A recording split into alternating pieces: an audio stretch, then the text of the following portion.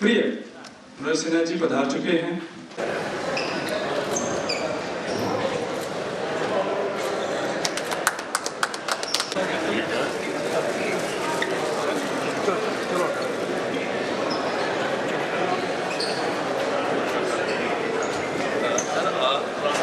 आगे जाते हैं सर, आप डिजिटल फॉर्मेट पे आ गई लाइन करेंगे सर, और रीडिंग है राइट का सेटिंग कम जो है कितना क्लियर हो गया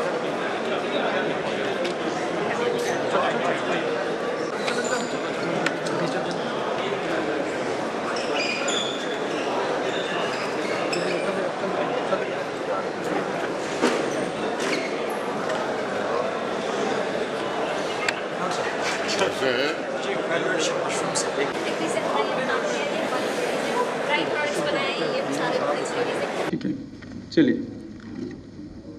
भारत भूषण MDO भूषण जी,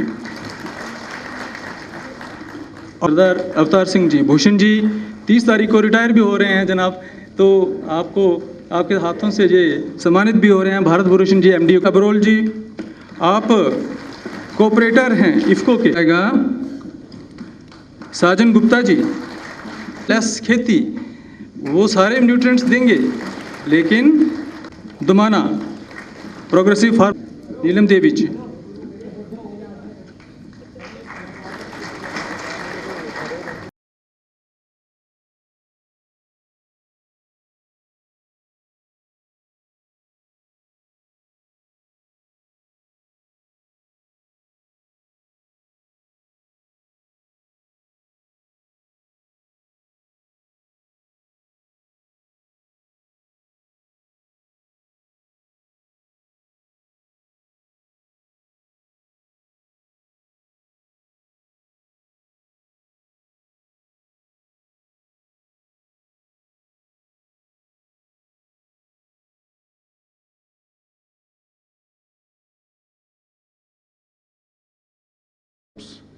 किसानों में वितरित किए गए थे। और अब जम्मू की बारी है, तो जम्मू में भी उसी संख्या में स्प्रे पंप्स जो नैनो यूरिया या नैनो जो बाकी DAP वगैरह इन्होंने बताया उसके लिए दिए जा रहे हैं। इफ़को का रोल फार्मर्स की बहबूदी के लिए, फार्मर्स की प्रोग्रेस के लिए बहुत ही सराहनीय है और बहुत से काम ये किसानों के वेलफेयर के लिए कर रहे हैं, जिसके लिए मैं managing director IFFCO Shri US Awasthi साहब का हृदय से आभार व्यक्त करता हूँ।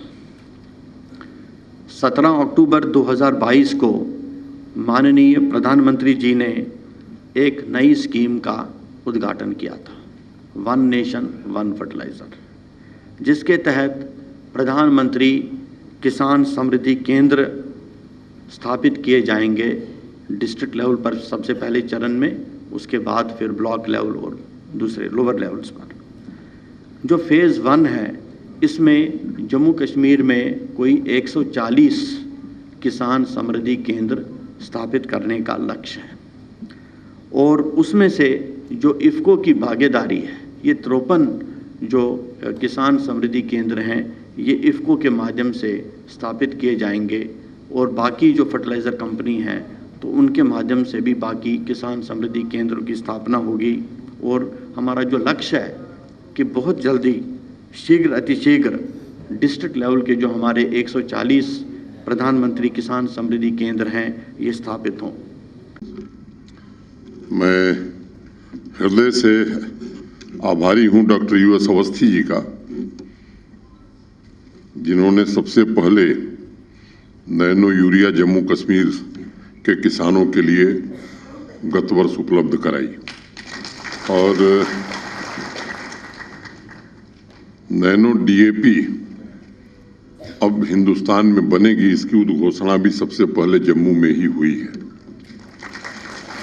मैं उसके विस्तार में नहीं जाना चाहता हूं। आप लोगों ने अवस्थी जी को भी सुना है, डुल्लू साहब को सुना है, प्रोफेसर JP शर्मा साहब ने भी विस्तार से बताया है। आज से ठीक 200 साल पहले एक डैनियल वेबस्टर अमेरिकन लीडर थे, उन्होंने एक बात कही थी कि जब खेत में हल चलेगा तभी समाज की अन्य इकाइयां काम कर सकेंगी। और इसलिए किसान जो है वो मानव सभ्यता का फाउंडर है।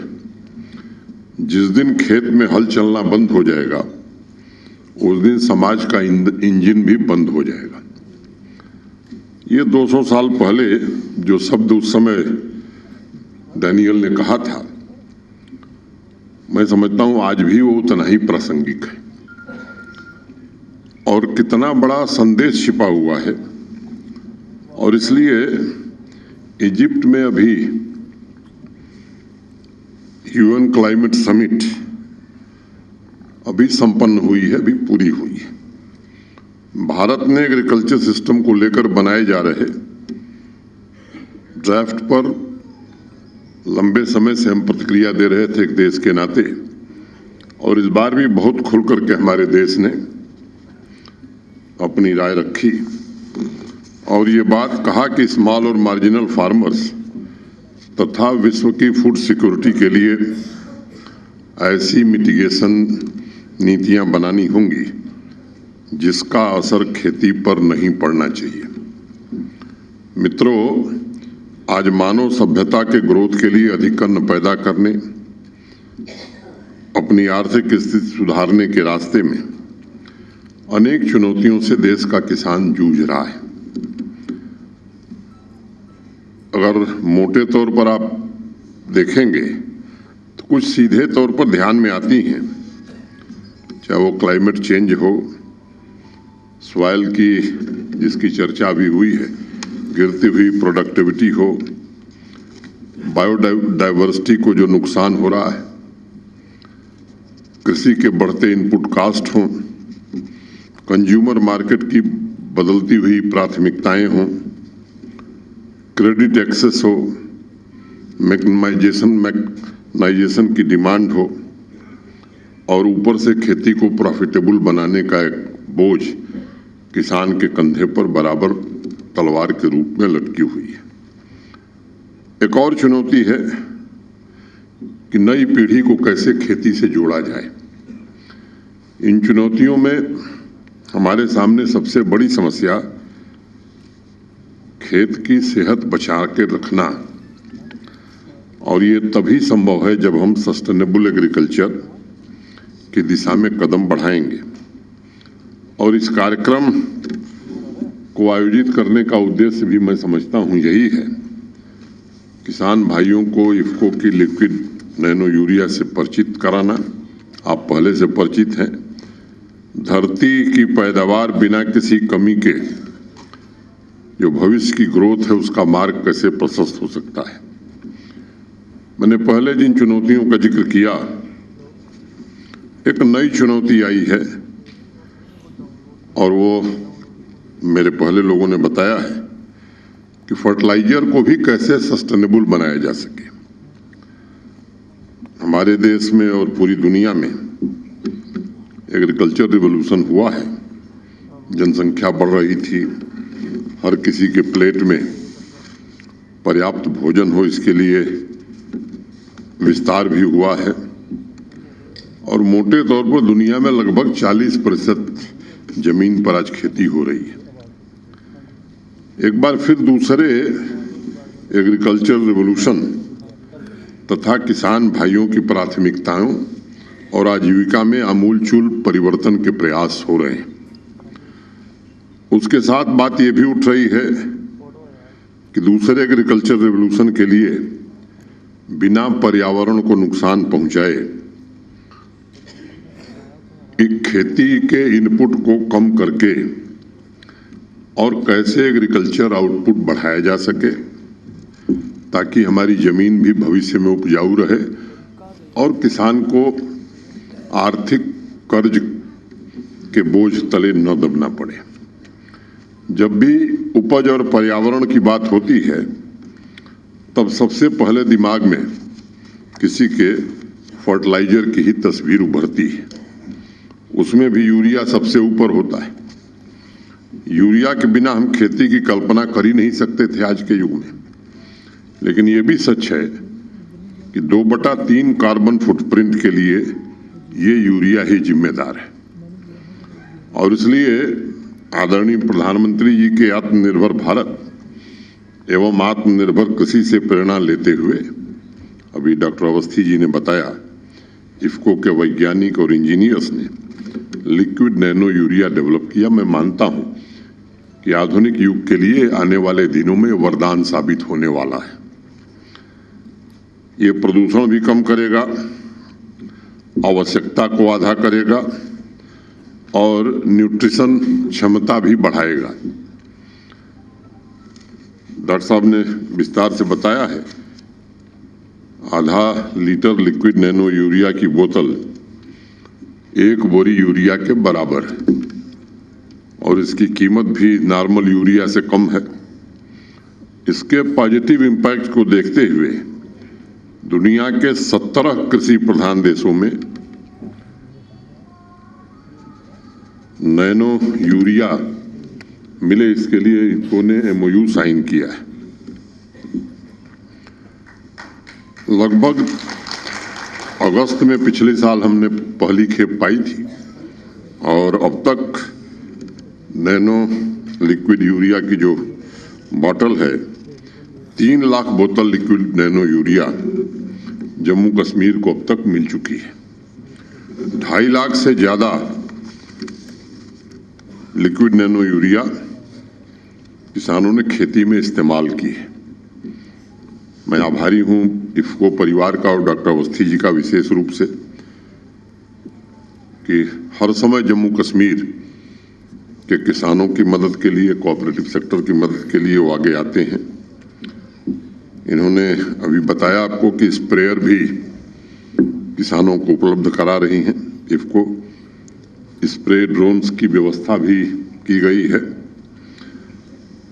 जम्मू के अकलपुर तथा कश्मीर घाटी के वाईकेपुरा गांव को IFFCO nano fertiliser model village के रूप में भी घोषित किया गया है। मुझे उम्मीद है ये प्रयास खेत के स्वास्थ्य और किसान की आय दोनों का ध्यान रखेगा। ये सच है कि गांव आज नए सपने देख रहे हैं। किसान भाइयों के जीवन में नई आकांक्षाओं का उदय होने लगा है। इसके लिए जरूरी है खास तौर से जम्मू कश्मीर प्रशासन और एग्रीकल्चर और एलाइड सेक्टर के हमारे सभी सहयोगी वो हर संभव प्रयास करें जो किसानों के सपनों को पूरा कर सके और उनकी आकांक्षाओं को नई ऊंचाई पर पहुंचा सके। लागत कम हो, मुनाफा बढ़े, खेती स्थायी रूप से फायदे का सौदा हो। पिछले 2 वर्षों में कई निर्णय हम सबने किए हैं, संभव कोशिश भी की गई है और ये प्रयास भी हो रहा है कि अब निर्णय फाइल से निकलकर खेत तक पहुंचे। पिछले वर्ष हमने एग्रीकल्चर में 3.9% की ग्रोथ देखी थी। जम्मू कश्मीर के किसान भाइयों की आमदनी में देश की तुलना में, देश के अन्य भागों से अगर हम तुलना करते हैं तो बढ़ोतरी जम्मू कश्मीर के किसानों की आमदनी में ज्यादा हुई है। भविष्य में ये बढ़ोतरी और ज्यादा हो, आने वाली हमारी नई पीढ़ी खेती की ओर उन्मुख हो, इसके लिए अनेक प्रयास किए गए हैं। डुल्लू साहब ने बताया, किसानों से भी बातचीत हुई है, हमारे डिपार्टमेंट के सभी ऑफिसर्स भी, देश के अनेक कृषि विशेषज्ञ भी। उसके डिटेल में मैं जाना नहीं चाहता हूं, कई बार उसकी चर्चा हो चुकी है, लेकिन इतना हम जरूर कह सकते हैं कि जो भी उस अपेक्स कमेटी ने 29 इंटरवेंशंस प्रस्तावित किए हैं, हम सब मिलकर के कोशिश कर रहे हैं कि उसे पूरी तरह जमीन पर उतारा जाए। चाहे वो जम्मू कश्मीर का प्रशासन हो, हमारे कृषि विश्वविद्यालयों के कुलपति हों, अध्यापक हों। और एक बात मैं कहना चाहता हूं कि कृषि विश्वविद्यालय के विद्यार्थियों को भी इस बार हम लोग पूरी तरह से अपने साथ जोड़ना चाहते हैं। किसान भाइयों को भी पूरी तरह से जोड़ना चाहते हैं। मुझे याद है जब पहले दिन डुल्लू साहब ने प्रेजेंटेशन किया था और उसके बाद समिति के वरिष्ठ सदस्यों ने अपनी बात रखी थी, चर्चा के बाद तो हमारे एग्रीकल्चर और लाइन डिपार्टमेंट के सभी ऑफिसर्स भी थे। मैंने उनसे एक ही निवेदन किया था कि भाई इसमें जितना पैसा लगाना है उसका इंतजाम तो हम लोग कर लेंगे, लेकिन केवल पैसे के इंतजाम से ये योजना जमीन पर लागू हो जाएगी ये संभव नहीं है। आपको इसके लिए ज़्यादा मेहनत करनी पड़ेगी। मुझे बताते हुए खुशी है कि कल बजट को लेकर के हम लोग बैठे थे, डुल्लू साहब भी थे, चीफ सेक्रेटरी भी थे, बजट के हमारे संबंधित अधिकारी हैं वो लोग भी थे। मैं इस सभागार में ये बात कह सकता हूँ कि एक्सपर्ट कमेटी ने बजट में जो अपेक्षा रखी है उसको हमने पूरा कर दिया है और वो निश्चित रूप से पूर्ण करेंगे। अब आपकी जिम्मेदारी शुरू होती है और मैं आज ईमानदारी से एक बात कहना चाहता हूँ कि जो जोश मैंने कश्मीर डिवीज़न में देखा है वो जम्मू में अभी नहीं देखा है। इसको अन्यथा कोई न ले, मैं ईमानदारी से बात कर रहा और जम्मू के लोगों से भी, किसानों से भी निवेदन करना चाहता हूँ कि आत्मसंतोष की जो भावना हो जाती है कि इतना है, बहुत है, अब क्या करना है, इससे बाहर निकलने की जरूरत है। तो एग्रीकल्चर और अलाइड सेक्टर के अपने सभी साथियों से मैं बहुत विनम्रता पूर्वक के निवेदन करना चाहता हूँ। जैसा डुल्लू साहब ने बताया कि अगर इसको हमने जमीन पर लागू कर दिया तो यकीन मानिए 13 लाख परिवारों का जीवन हम बदल सकते हैं। जम्मू कश्मीर के 70% लोगों का भविष्य हम संवार सकते हैं। इतनी बड़ी जिम्मेदारी आपके कंधों पर है और अगर इस जिम्मेदारी को आपने निर्वहन किया तो यकीन मानिए आने वाले समय में जम्मू कश्मीर का जब इतिहास लिखा जाएगा तो आपका नाम उसमें स्वर्णाक्षरों में होगा। इतनी बड़ी जिम्मेदारी आपके कंधों पर। इसलिए मैं आप सबसे निवेदन करना चाहता हूँ कि इसको जी जान से जुट करके इसको हमें क्रियान्वित करना है। और जम्मू के किसान भाइयों से मैं निवेदन करना चाहता हूँ, इसमें आत्मसंतोष के भाव से बाहर निकलने की जरूरत है। ठीक है, संतोष अच्छी बात है, लेकिन केवल संतोष करके हमें देश को आगे बढ़ाना है, उसमें जम्मू कश्मीर की भूमिका महत्वपूर्ण हो, ये काम भी हमें करना है। फिर अगर दुनिया में भारत नॉलेज इकॉनमी और संपन्न राष्ट्र बनना है, समर्थ राष्ट्र और सक्षम राष्ट्र बनना है, तो उसमें हमारी भी जिम्मेदारी। इसलिए मैं आप सबसे भी निवेदन करना चाहता हूं कि इस कार्यक्रम के क्रियान्वयन में आपका भी पूरा सहयोग मिले, ये मेरी आपसे अपेक्षा है, मेरा निवेदन है। आज के अवसर पर इतनी ही बात कहता हुआ मैं अवस्थी जी को, उनकी पूरी टीम को हृदय से साधुवाद देता हूं और डुल्लू साहब और उनकी टीम को, क्योंकि मैं भी मोटे तौर पर 26-27 महीने से देख रहा हूं, जो उत्साह एग्रीकल्चर और अलाइड डिपार्टमेंट के हमारे सहयोगियों में इस समय है, ऐसा उत्साह मैंने पहले नहीं देखा था। मैं आप सबसे ये विनम्रतापूर्वक निवेदन करना चाहता हूं कि इस जिम्मेदारी का निर्वहन करें हम और जम्मू कश्मीर के भविष्य को बनाने में हम अपनी अपनी महत्वपूर्ण भूमिका का निर्वहन करें। इतनी ही बात कहता हुआ मैं आप सबके प्रति हृदय से कृतज्ञता ज्ञापित करते हुए अपनी बात पूरी करता हूं। धन्यवाद। जय भारत।